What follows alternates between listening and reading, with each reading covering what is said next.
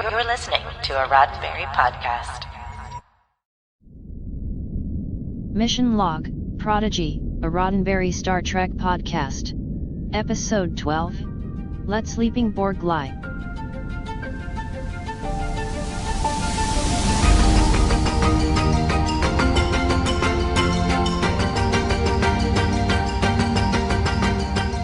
Welcome back into another episode of Mission Log Prodigy, a Roddenberry Star Trek podcast. I'm Norman Lau.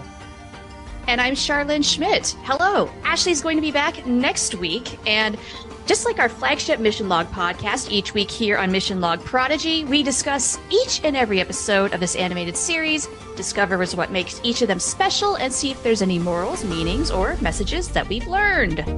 This week, Episode 12, Let Sleeping Borg Lie. Now, please remember that Mission Log Prodigy is an in-depth review podcast, so if you've not yet seen Let Sleeping Borg Lie, you may want to put us on pause, so hit the pause button. And now you're back, so we can continue on. We'll wait until you watch the episode, but then come back to hear us talk all about it. That's right. Mission Log Prodigy is produced for YouTube and as a regular podcast. So please, if you're watching on YouTube, engage the like button, share it with your friends, subscribe, do all the YouTube things. And if you're listening, please give us a review on Apple Podcasts, Google Podcasts, Spotify, Stitcher, whatever platform where you're listening. It really helps the show out. So please do that. And you can also follow Mission Log Prodigy on Twitter at ML_Prodigy and keep up with all the updates and the latest news. Now, like every single show that we do, before we jump into the recap, we want to let you know this is why our podcast is so unique. We want to hear from you, mostly all of you, but mostly the younger viewers, younger cadets, the younger Prodigy fans out there who would like to share their thoughts on the show. So please send us a 1 to 2 minute voice message at missionlog-prodigy@roddenberry.com. Again, that's missionlog-prodigy@roddenberry.com. Dash meaning the little dash mark, not the word dash. So it's missionlog, kind of like hyphen prodigy@roddenberry.com. And in your message for our young cadets, please answer these questions. What is your first name and age? Did you like the episode? What was your favorite part? And most importantly, what did you learn? Yes, we look forward to hearing those comments. I know I do every week when I listen to the podcast. They'll be featured at the end of the show. And just to start things off, we ought to get into our answers for those same exact questions. So how about it? Okay. So did we like the episode? Did I like the episode?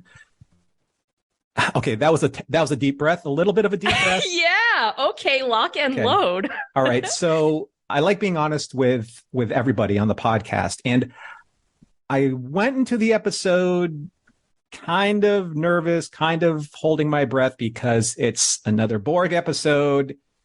And I think that's actually more on me than it is on the episode because I kind of rolled my eyes. I'm like, really, a Borg episode? Even in Prodigy, I wanted to go somewhere new. But then I remembered that Star Trek uses a lot of alien races, even familiar ones, as a way to reflect our problems back at ourselves. And in the way that the Borg needed to be in this episode, that's when it worked for me. So. Sure. Yeah. Seeing the episode convinced me that this was a good idea. I think I came into it with a little bit of the same mentality you did. Like, do we really have to do the Borg again? I know they're in the Delta Quadrant, but for those of us who have seen the Borg countless times, like, really, again? I think was a more general feeling than a lot of us want to admit, probably. But the way that this worked out, it won me over because for those of us who have seen the Borg before, we know about the Borg and what they're capable of doing. We're frightened for these kids. Yeah. It's scary. We don't want them going anywhere near them. And if you don't know who and what the Borg are, you reach the same means to an end in terms of being scared because the visuals are just striking. They're so good. You can tell these are not people you want to be dealing with. They're scary. Yeah. And they did the Borg really, really well in animation. So I'm going to talk about that in a little bit. Now, favorite parts. What were our favorite parts? Now, for me, I really like the end scene where hologram Janeway looks down at Dal in the chair. Not in get out of the chair way, in a you really have earned sitting in that chair way. That is what that moment meant. And how can that not just warm your heart? Dal has come such a long way, just as a leader, but also just as a person. He's grown up so much. He is not that arrogant guy we met in episode 1. No, not even close. They're almost different people. Yeah. And a lot of our characters are, and you have a really good note about that. Yes, I do. So my favorite moment was another kind of heartwarming thing, and it was an embrace, and that was between Zero and Gwyn. That hug was such a payoff after everything that happens in this journey, those two coming together in that moment. And between the two of them, some of these relationships are nice because they're coming from like unlikely places and unlikely pairings. And I think in this case, there's a lot of healing involved. And I think we're going to get into that a little bit more later in the episode. Oh, yes. All right, Char. So here's the big question. Did we learn anything? What did we learn? Oh, boy. I learned a lot of things. Did you learn a lot of things? I think maybe we've learned the same thing. And that's kind of like the strength of when these episodes like really tell their story in a very clear way. I mean, they may be different, but they're almost kind of similar because basically for me, it was, your true friends and your true family, whether you're real friends or your real family or found friends, that's who Zero has found in this crew. But they'll forgive you. Like real friends and real family, they'll forgive you through thick and thin. But you have to forgive yourself first. Yes. That's the big step. Yeah, forgiveness is a big element of this episode, and so is found family. These things tie together, and we see found family portrayed a lot in Star Trek. But Zero really had to learn the power of this in this episode, and that is what happens. He's finally able to forgive himself for what he did to Gwyn, even though it was unintentional, because she forgave him. And she never had feelings of resentment toward them, but this was the moment where it finally sank in for Zero so that Zero could forgive themselves. Yeah. And exactly. It was because of the love and what he received from, or what they received from that found family that really solidifies that bond and shows you how a real family functions, whether it's your blood relatives, your found family, some combination. Families come in all sorts of shapes and sizes and ways. Yep. Absolutely. And well said. And thanks, Char, for your answer. As always, when we come together and talk about an episode, I think that has a lot of surprise elements, like being able to find these found family moments, being able to find these forgiveness moments, being able to find moments like within these younger cadets that are so complex and mature at this stage in the game, especially only 12, 24-minute episodes in.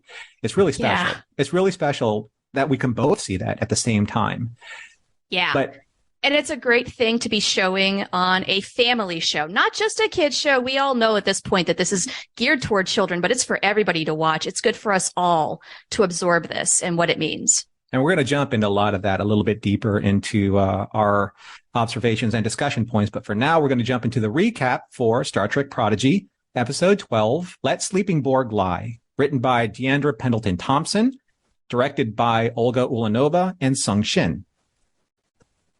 Gwyn is walking alongside the diviner amidst the ruin of Solum.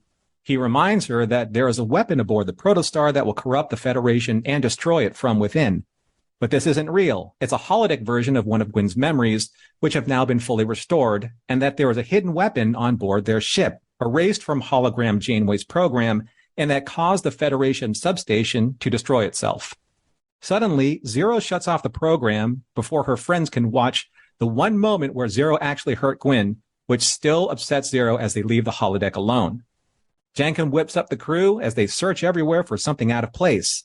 Even, and lastly, the bridge. Jankum finds Solom writing on the floor, which points towards a hidden keyhole.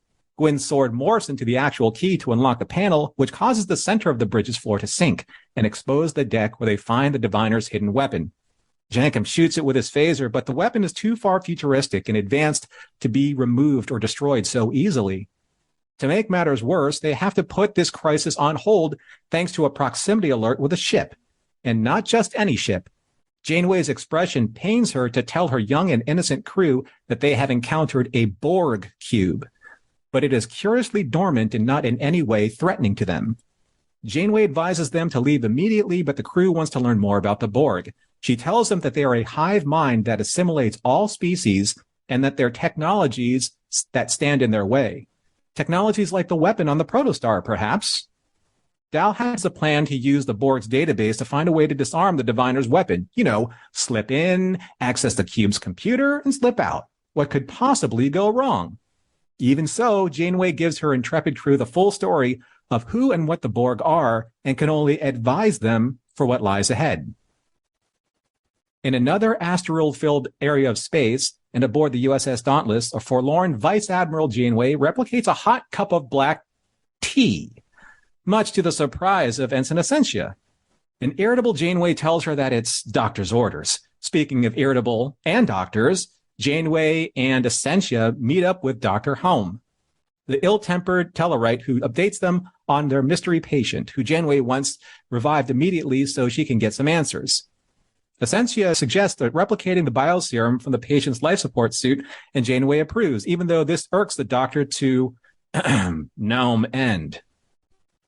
Until then, Janeway orders to set course for the Federation relay station and the Protostar's engine last known jump coordinates. Later, Dal and his crew beam aboard the Borg cube in search of the navigational hub, where they hope to find the answers they are looking for so they can rid themselves of the Diviner's secret weapon. And after walking through dozens, if not hundreds of sleeping Borg drones, they climb upwards and onwards towards what their scanners lock onto as a central energy hub.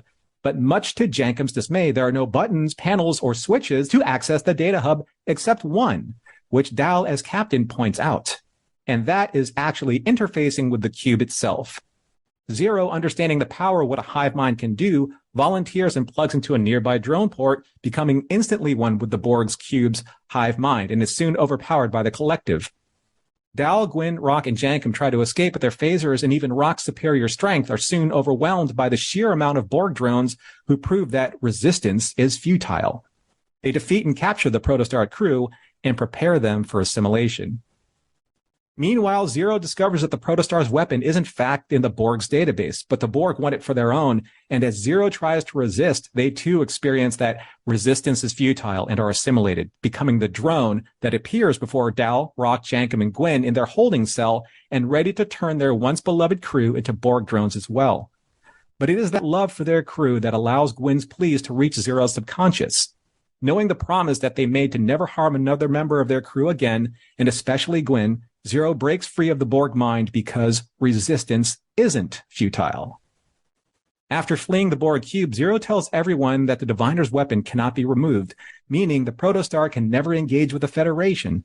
But that doesn't mean that Captain Dal and his crew will stop doing whatever they have been training for all this time, to boldly go out there and to do whatever good they can, while they can. Hologram Janeway looks down at Captain Dal, who is maturing in his chair before her very eyes, and tells him he's growing and adapting, to which Dal replies, "Resistance is futile." Finally, Vice Admiral Janeway and the Dauntless arrive at what is left of Relay Station CR-721, and as they do, the Diviner's life signs rapidly improve. The end.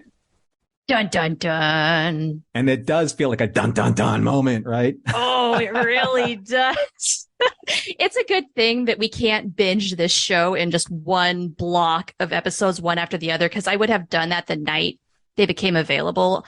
This show's doing such a great job of building the story and the suspense, wanting us just like racking our brains, trying to figure out the answers to these questions because they keep giving us just an inch more, but we have so many more yet to go. And thank goodness we have 7 more episodes because we have a lot of questions. And we have a lot of observations about the episode. There are a lot of things that are always kind of packed in, like little Easter eggs, little moments, little callbacks, and some new details, obviously, with the addition of the Borg. So let's start from the very beginning. It's a very good place to start. One of our ongoing jokes on this podcast.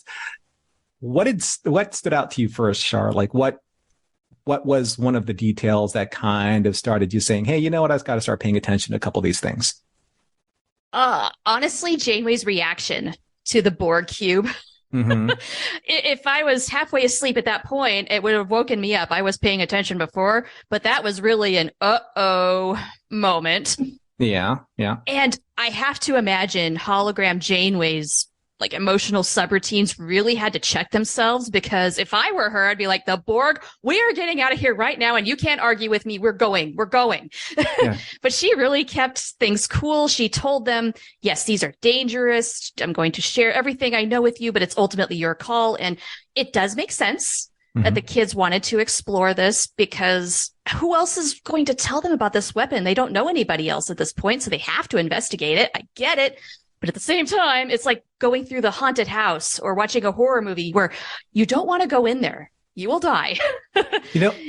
It's interesting how much Janeway has retained from her base programming as a hologram, because obviously she remembers her experiences with the Borg. Sure. But Jankum loves pointing out what hologram Janeway doesn't know, right? And she didn't know about the Protostar engine at first, and then he kind of digs into her a little bit and says, well, you don't know about this weapon either, so what else don't you know about, Janeway? Right? This is a really good question. Are there other things on the Protostar? Does it have any more secrets that hologram Janeway is not aware of? Yeah. That's something we can only find out with time. I have a question for you. And I have a question for everybody else out there, because I was concerned. I don't know if it's a small detail or a detail we should be paying attention to, but it's when Rock was concerned about Murph. Ooh, yeah. What's going on with that? Like, is Murph okay? I'm genuinely worried about the health of two characters as this episode goes on, and Murph is one of them. Yeah. It seems a little odd. Well, I thought he was going to, upchuck something when he was earlier on in the episode. Like, did he swallow something that we need to know about? Because usually during a time of when it matters most, Murph usually kind of, upchucks something. Acts like, it out. a right tool, when we need it. or some kind of small thing. Right. But he didn't this time. And that made me a little worried. Right. What is going on with Murph? Also, what is going on with Admiral Janeway and ordering tea under doctor's orders? I'm sympathetic with Janeway. That's why I am having tea right now on the show. Couple of questions about that. Why is she under doctor's orders to drink tea? I mean, is it the addiction thing where she's been running off of coffee for so long that her doctor is saying you have to stop or your body will just break down?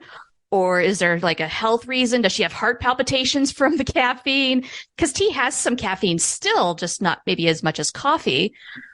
And also, who's her doctor? Is it the EMH from Voyager? Because in my head canon, I want to believe that, but that's never said. Well, obviously, it's a doctor that's not going to be employed long. So after she gets that second opinion, maybe. Exactly. And it might be Dr. Gnome, but is it Gnome or Naum? I keep going back and forth with that. I'm saying Gnome, but now that you question it, I'm questioning it. So I don't know. We just have to hear it, I think, a little bit more. Yeah. Okay, so I knew this was going to come up sooner or later as something kind of important. Like Gwen's heirloom is more than just a sword. It's more than just a bat'leth, which it turned into, which was kind of cool, right? So cool. But it's a key. I mean, it literally is a key that unlocked the Diviner's hidden deck on the ship. Yeah. That was, right? You knew it was going to happen sooner or later. At some point, but it was really cool, that reveal of the weapon.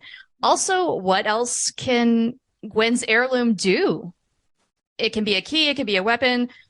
Is it sort of like that, like a Swiss Army knife where it can do just about anything you want it to? Perhaps it's a Solom Army knife. Maybe. Just, Yes. So we have, I love a lot of the design stuff that was going on here in the episode. There's Borg green, but then there's really Borg green. And in this episode, there was like that really high intensity, and maybe the best way to describe it is kind of like the Luke Skywalker green lightsaber, brilliant, glowing green, especially in the hub. Yeah. Yeah, I totally agree. This looked so good in this style of animation. It makes the Borg look mysterious and scary. It does all the Borg things, like kicking it up a notch and making them menacing again. It's great. the thing for me in this episode that I really paid attention to, there was a lot of really good kind of color palette study going on. And what I mean by that is I don't know if our younger cadets have been taught this yet, but there's a color wheel in art. And on one side of the wheel is one color, and on the opposite side of the wheel is the opposite, they call it complementary, but opposite color. Yeah. Green is a big color for the Borg, but the opposite color is red, which was the Protostar's hidden secret weapon deck. So you had a lot of red versus green going on, but then you had this wonderful break in between where you have those really nice blue purple nebulas. Nice observation. You're right. It's definitely using color to set all these different, breaks in all these different areas of the episode. So conveying mood. The episode is, every episode of Prodigy is kind of like just one big, wonderful color palette explosion, I think. It is. It's beautiful. But the use of color is particularly great here just because of the way it does work with the Borg. But then, like you mentioned, contrasting that with, say, the nebula and things like that, giving our eyes like a different shift without us probably even realizing it. So that's pretty cool. We have about one more point to make before we jump into observations here, Shar. So what do you have left for us? Well, I mentioned that Dal has come a long way as a leader and as a person.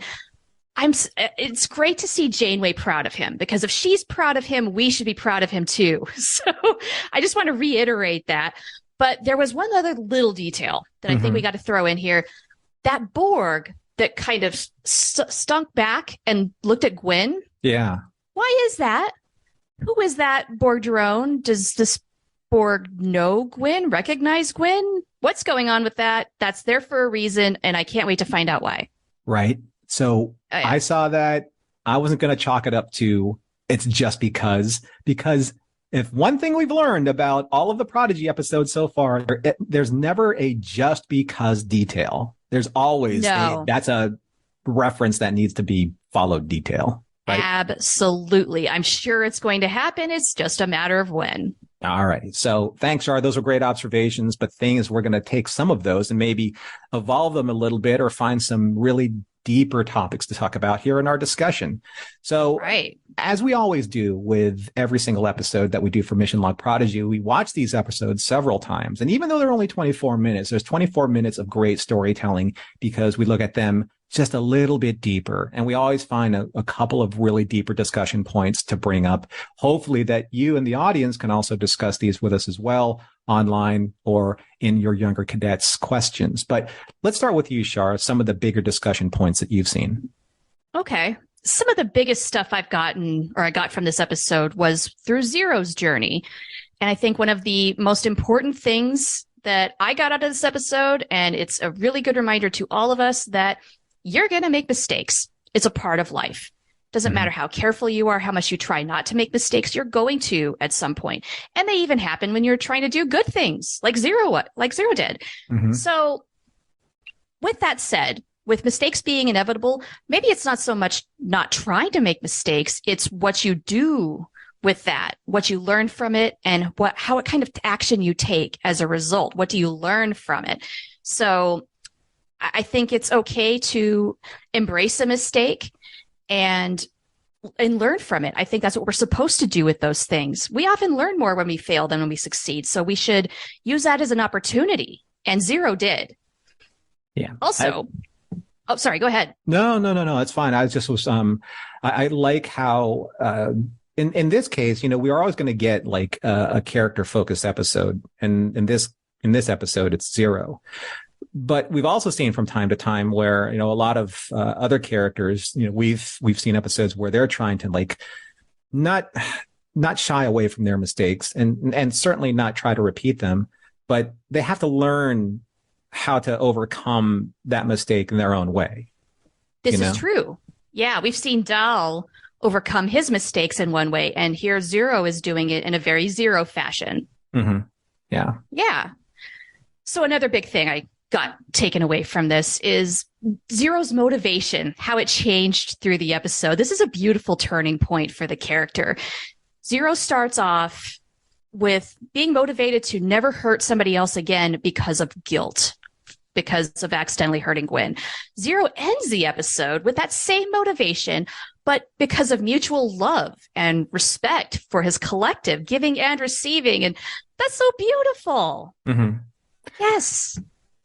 The interesting thing with the last two episodes is you've seen kind of this undercurrent where Zero in Asylum was very focused on making sure that Gwen was either protected or was going to receive some type of advanced treatment so that whatever Zero did to Gwen was going to be fixed. That's pretty much that was on Zero's mind the entire two episodes, that episode and then this episode now. One.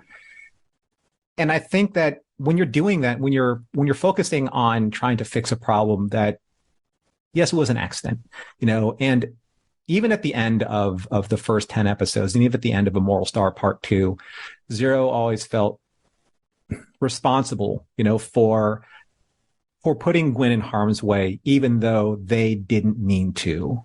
It's the end result that Zero can't forgive themselves for. And I think that, again, and I brought this up earlier, everyone can forgive you for a mistake. But if you can't forgive yourself, that forgiveness that everyone else is giving you won't be able to go anywhere.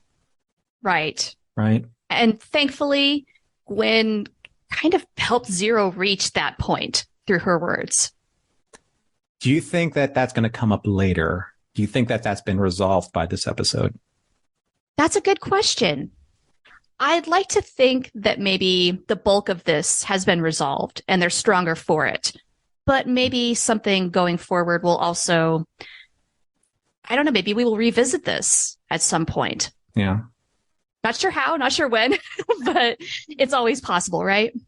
It's like every single minute of every single episode, you have to tuck back in your brain because maybe by the end of the season, all of this will kind of revisit itself in a way. It's true. You just never know. And this show always finds a way to surprise us. So I'm looking forward to it, whatever may happen. What else do you have for us, Shar? Well, okay, this is just kind of a general observation about where things are at right now in Prodigy. And this is the display of, I think, what a good, healthy, loving family looks like. It's built off of love and trust and mutual respect. And our kids and our hologram Janeway, they have it. And I find this very heartwarming, giving a lot of the background our characters have. They either maybe didn't have the best role models to display what love and trust is, like Gwen and her father, Dal with Nandi, the Ferengi, or don't have any clue who their blood relatives are. Like Dal does not know who his parents are, that sort of thing. Yeah. So to consider that they've built this and they are executing it like this makes me wonder, have they learned what not to do from that prior experience and are doing it the right way and doing a wonderful thing for themselves and each other through that experience? I mean, they got to a good place no matter how they got there. I think the interesting thing that, we're trying to balance is what they've learned so far, like with each other, what they've learned from Janeway, and kind of like what they're starting to understand from we haven't really had a chance to like learn by example, by an actually strong example, except for Janeway right now. Right. And it's going to be interesting to see what happens when they finally integrate themselves with other Starfleet personnel, if they can, because we know that the Protostar is, it's problematic with, reaching other Starfleet bases or ships. But what will happen if they start seeing the example that they want and not in the way that they want it? Maybe it's going to be either too much the other way. Like one way, like with, with Nandi was terrible, right? And then all of the other authority figures that they have met along the way have also been very bad examples.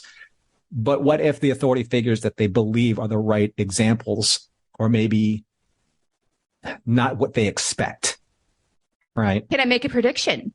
Please do. I think that's what's going to happen when and if Admiral Janeway and the Dauntless somehow catch up to the kids in the Protostar. Admiral Janeway might not be the Janeway they know and expect. things might go very differently when they finally meet each other. And maybe that will make, especially Dahl, I think, reconsider everything he thought he knew about Janeway and Starfleet, and everything that is good right now at this point might just shred it all up and they'll have to rebuild it back again. But that's where I see it going. And it's going to be heartbreaking. But at the same time, what are we going to learn from it? How's it going to play out? Just going to have to wait and see. And what is it eventually going to do to our characters? And what's it going to leave them? And exactly. Because it's kind of like there's going to be a moment where you're going to have to trust one Janeway or the other. And which Janeway is it going to be? And I think that's where I want to echo one of your sentiments, where you're talking about family love, trust, and mutual respect, because one of the points that I wanted to bring up is don't resist love and forgiveness. There's a lot of play on titles in Prodigy. There's what they call, and I know this is a larger phrase for some of our younger cadets, but it's the double entendre, or the double meaning of the multiple meaning of these titles. And, with all of the Borg references, it's always resistance is futile, but it isn't. You can lean into that and look at it another way. You don't have to resist the things that are important to you, and Zero becoming assimilated by the Borg.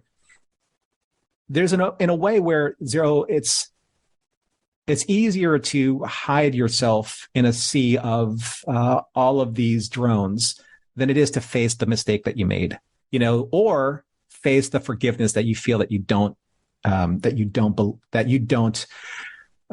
that you've earned. So, question for you, if sure. you don't mind me cutting in. No, go ahead. Do you think that is the real reason why Zero volunteered to be connected to the collective? I felt like it was guilt motivated, not just that Zero has been a part of a collective before and maybe has the most experience and is therefore qualified to go in, but motivated by that guilt. I always think that there's that possibility, because in the forging of a hero or heroes, there's this wonderful journey from going into the light, into the labyrinth, into the darkness, and then back into the light. That is the traditional Joseph Campbell's A Hero's mythological journey. And literally Zero puts themselves in the labyrinth of the Borg mentally. Yeah. All you see are tentacles and causeways and mazes and all of these different ways that Zero can either fall further from the light, which they did, especially when they were becoming assimilated by the Borg, or find the way back to the light. And that way back to the light comes from Gwyn, stretching out, reaching out with love, yes. and forgiveness, and Zero finally understanding that is the only way out. That is the That's only right. way back to her found family and her friends, is to accept that. And it was in that moment, where Zero was able to resist the pull of the Borg, because that's what they desired to do. Yeah. To start their journey back, through the labyrinth and back into the light. So I love the line where Gwyn said, "We all get hurt, Zero. It's the risk we take for revealing pieces of ourselves to each other." Now, this is getting probably into a little bit more of like a mature subject matter. When I mean that, it's just a little bit more mature in emotions. Yeah. But, when it's hard to make friends, it's hard to, share something with somebody on that different emotional level. And once you do, there's no really going back from that. No, So you're vulnerable. you're That's what it vulnerable. really is. Right. So you hope that people accept you for who you are, but you have to hope that they accept you for all of what you are. And sometimes that's a scary thing to do.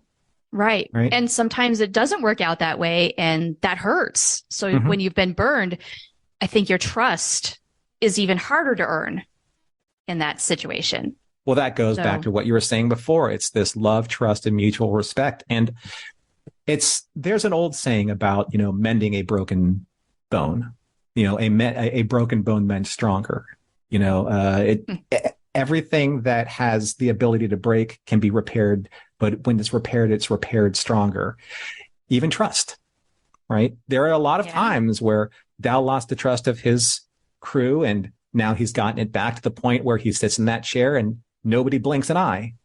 But before, Right. remember before it was like, how do why do you get to sit in the captain's chair? Who makes the decisions for you? Right. Why do you think you're a leader? And at the end of this episode, everyone looked at him and asked him for orders. Where to now, They Captain? did. Right? Yeah. Yeah. And that's where Janeway And- beams with pride. Yeah. He has earned that trust. He commands Mhm. that trust. He trusts them as much as they trust him. It's all good. Also, I really, really hope, side note, Mhm. that let's do some good is going to become Dahl's trademark phrase. Well, yeah, I like that. I like it because you don't have to be a part of an organization that you believe that does good in order for you to do good yourself. Oh, 100%. Right. That's That exactly what they're doing. That is on you. If you want to do something that's good for somebody, that's your decision to make. You Right. know? Yeah, they don't have to be Starfleet to be doing Starfleet's work. No, they just have to they believe that they're doing the right thing because they believe that that's what is needed of them. I think in a way that's the one thing that's been missing from their lives is being able to make the decision for themselves to do the right thing.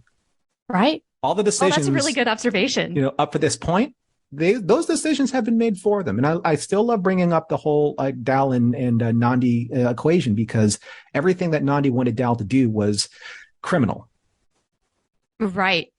Not Even motivated from a good place. No, and even if Dal knew it was criminal or knew it was a bad thing or knew it was hurting someone, he knew that if he didn't, he would lose he would lose the affection, I guess is the best way of putting it, of the only mother figure that he knew. Yeah, what little security he actually had in life. So when you're forced to make two bad decisions, you choose the lesser of Right. them. And I think that that's been the way for most of our cadets. So we haven't seen it all, and maybe that will be revealed over time. But again, when you see all of these moments in one member of the crew, especially with Zero, I think you're almost seeing all of them experiencing these bigger moments together, right? And They are. and that's how I think that's just building this wonderful, emotional connection between all the characters as opposed to just finding it through one. Oh, yeah, 1,000%. All right. Yeah, the fact that they are going through this all together is only making that bond that much more intricate, that much stronger. Well, I mean, that was a fantastic discussion. I hope everyone out there enjoyed it. But we have one last thing to wrap up. We always have this one last idea, the one thing that we want to leave you with. And maybe it's like one thing like during the course of while we were watching, we're like, oh, we really need to talk about this, or we really want to bring this up or make sure that people have this stuck in their mind before the next episode. So what would that be for you, Shar? I think we covered a lot of those things, actually. Mhm. So I'll just leave with this. And that is my love for Prodigy, since this is the first time I'm doing the Mission Log Prodigy podcast. You know, Norm, because we talk about this show a lot. Mhm. This show is just so good on every level. This is like elevating Trek to another completely different plane of existence, if you ask me. I'm on the edge of my seat every week. The story is moving and building. I just want to keep watching and devour it all. Like I said, it's probably a good thing I can't binge this show because I'd be so done and rewatched it about 12 times already. But I'm so excited. And it's so good to be excited about Star Trek like this. It's so energizing. And I don't remember the last time I felt this excited, maybe never, about a Star Trek show and what's going on with it. I can't wait to see the answers to all of our questions. The biggest one for me being, where's Chakotay? What happened to him? Someday we're going to get there and it's going to be so rewarding. But also, like, is Murph okay? Is Admiral Janeway going to see through the diviner and figure out what really happened with the Protostar? And when's that going to happen? And just so many questions right now. I'm just looking forward to every Thursday with such eagerness right now. How about you? Well, I love the passion that you have for it. And you're right now. A lot of you know that Shar and I, we have discussed this at length, our off time. That's how much we love talking about Prodigy. And I'm Big so glad Prodigy it's, nerds. and I'm so glad that you were able to do this with me. But the one thing though, I think that maybe gives us a little bit more insight into Prodigy right now is, right now for Mission Log, we're covering Voyager and we're in the middle of season 2. So I'm really getting a crash course understanding of Janeway, Chakotay, that relationship, and then the references that are going on in the Delta Quadrant where we are now. But you've been there for the longest time, probably everywhere since the beginning. And then you've done professional podcasting on Voyager. You have been, Janeway has been like one of your, forgive me if I'm overstepping, but one of your role models, and a character obviously that you have great affection for. So, oh yes, she's my captain. Has that always been something that's driven you towards Prodigy, like seeing where Janeway ends up next? I started watching Prodigy because hologram Janeway was going to be a part of the cast, and I was curious about how that was going to play out, and I wanted to see it. And of course, I will listen to Kate Mulgrew do anything she wants. Whatever she talks about, I will just listen to the sound of her voice and be enamored and comforted by it. But really, this show has won me over in so many other ways that the fact that there's not just one, but 2 Janeways is a small fraction of a part of why I love this show so much. I love all of these characters, their distinctiveness, what they all bring to the show, how charming they are in their own ways. What's not to love about this show? I really don't have any bones to pick about it, just that we had that very long waiting period between the first and second half of the seasons. Now that's over. All is forgiven. We're fine. Right. And now that we're in episode 12 and we're finishing up our conversation, the next episode, that means the countdown to the finale of the next 7 episodes. It's not too far forward in the future, but so let's savor these moments as we have them right now. I think it's nice that we don't have the opportunity to binge watch them because we're really anticipating week after week after week what the story is going to bring to us. And at the end of this episode, for me, what I really loved is, and I said this, in bits and pieces earlier on, but I know it's a small part and it literally is the end scene, but I loved how proud hologram Janeway was of Dal at the end of this episode and how the crew just naturally turned to him for orders as their captain. Because think about like where we were at the very beginning, even in the middle of this season, the first 5-6 episodes, he didn't earn it. He just took it. But now he's earned it. And he actually has a little bit of unease in the chair because he knows how responsible that chair forces him to be. It's true. He really has come a long way in that respect as well. I'm so glad you brought that up. He was pretty cool under pressure in this episode. Mm-hmm. I think a few episodes back, he'd be pretty freaked out by the Borg. But the one last thing, though, and you can tell that the weight of command is now on him, is when he looked at the handful of faces that are in his crew when he said someone's going to have to plug themselves into that machine, and we don't know if you're going to come back. Yeah. That's what a captain has to decide. Right. Right. A lot of times they'll elect themselves to do it, and if Zero hadn't volunteered, I have a feeling Dal would have made that sacrifice. Probably. But also the way that Dal looked directly at Zero and said, there's any one thing that makes you uncomfortable, you get out of there. Right. Just, looking out for his crew like a good captain does. All right. That's a perfect way to end it, Char. So it's time to wrap up the show. Oh, man, that happened way too fast. Well, thank you everyone for joining us here on Mission Log Prodigy. If you enjoyed our show, please make sure you like and share and subscribe to our Mission Log Prodigy playlist on the Roddenberry Entertainment YouTube channel or on your podcast catcher of your choice.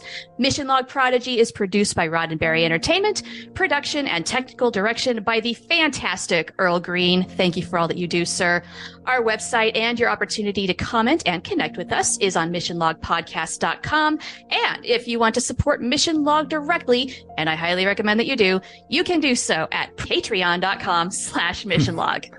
Thank you, everyone, for taking the time to be with us. And thank you, Shar, for being with me on this show. It's fantastic to have you here. And we look forward to sharing our thoughts with you on episode 13 next week. And now, as we do with each and every standard episode of Mission Log Prodigy, we would like to leave all of you with these very special incoming transmissions. Receiving listener communications. Message playback begins. What's your name? My name is Rook. How old are you, Rook? 7. All right. Did you like tonight's episode? Yes. Okay. What was your favorite part? When Zero got corrupted by the Borg. Oh, yeah? You like her being assimilated? Yeah. And what did you learn from the episode? When someone's controlled by robots, sometimes you have to comment about them. Yeah? Like saving you. You like how Gwen talked her down? Yeah. And helped her out? She didn't give up on her? Yeah. All right. I like that, too. What's your name? Jade. How old are you? 5. 5. You just turned 5. Did you like the episode? Yeah. What was your favorite part? When Gwen helped Zero to turn back to good. And what did you learn? Resistance is not futile. That's right. My name is James. I'm 7 years old. I love the episode, and I learned that resistance is not futile. And what was your favorite part? And my favorite part was when they tried to attack the Borg, and then the phaser just bounced off.